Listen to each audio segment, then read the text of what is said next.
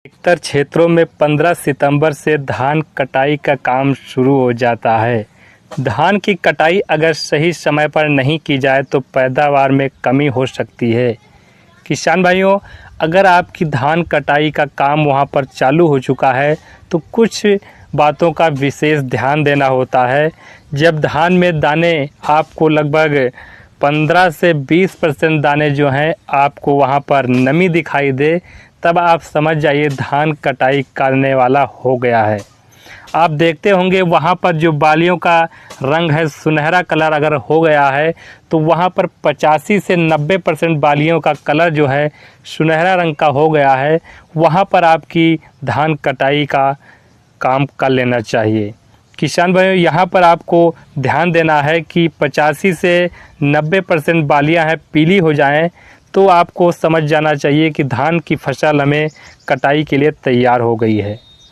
कई क्षेत्रों में किसान भाइयों क्या होता है, किस उपकरण से हमारी धान की कटाई होती है, तो कई क्षेत्रों में धान की कटाई हंसिए से की जाती है और यहाँ पर हंसिए से कटाई करने में समय भी अधिक लगता है, जिस कारण हंसिए से कटाई करने में यहाँ पर खर्चा भी ज़्यादा हो जाता है। तो किसान भाइयों, इसके अलावा बहुत सारी मशीनें आ गई हैं, बहुत सारे तरीके यहाँ पर नए आ चुके हैं। कंबाइन मशीन आ चुकी है, कुछ मशीनें हमारे ट्रैक्टर से चलती हैं, वो मशीन आ चुकी हैं, तो कुछ मशीन हमारे इंजन की सहायता से चलती हैं। तो बहुत सारी मशीनें आ गई हैं जिससे आपको यहाँ पर एक ही दिन में पूरा प्लाट यहाँ पर धान का कटाई का काम हो जाता है। तो किसान भाइयों, यहाँ पर हम बात करेंगे कि धान कटाई के समय किन बातों को ध्यान में रखना चाहिए। अगर आप धान कटाई यहाँ पर कर रहे हैं तो जब नम वातावरण हो, मतलब बारिश वाला समय चल रहा हो या खेत में बहुत ज़्यादा पानी भरा हो या आपकी जो फसल है वहाँ पर जो बालियों का रंग है सुनहरा नहीं हुआ है, हरापन वहाँ पर दिखाई दे रहा है, दुग्धावस्था है, उस समय धान कटाई करने से आपको यहाँ पर बचना चाहिए, नहीं करना चाहिए। वहाँ पर फ़ायदे की जगह किसान भाइयों नुकसान भी हो सकता है। किसान भाइयों, बात करें कि कुछ बातें यहाँ पर ध्यान देना होता है।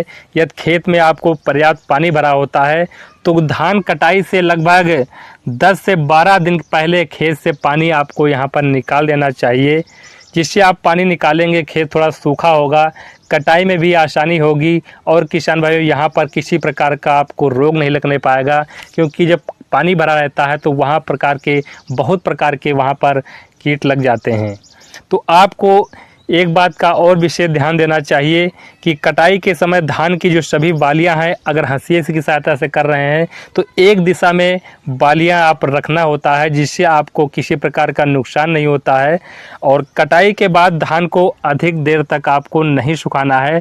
जैसे खेत में आपको कटाई करके डाल दिए हैं तो 2-3 दिन के बाद वहाँ पर आपको मशीन से कटवा लेना है या वहाँ पर पिटाई करा लेना है। जो भी आप तरीके अपनाते हैं, अगर वहाँ पे डालते हैं तो वहाँ पर जो जानवर हैं उससे आपको नुकसान पहुँचाते हैं।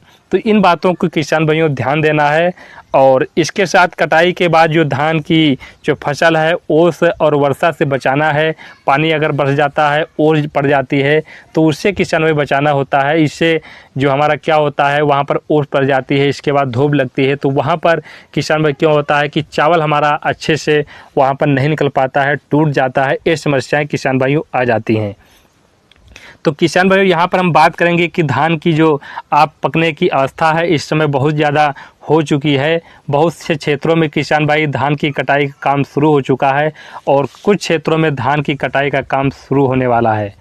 जो किसान भाइयों, इन बातों को ध्यान रखना है कि खेत में जब बालियाँ आपकी 5 से 10% आपकी नमी वहाँ पर दिखाई दे तो आपको यहाँ पर धान कटाई कर लेना चाहिए।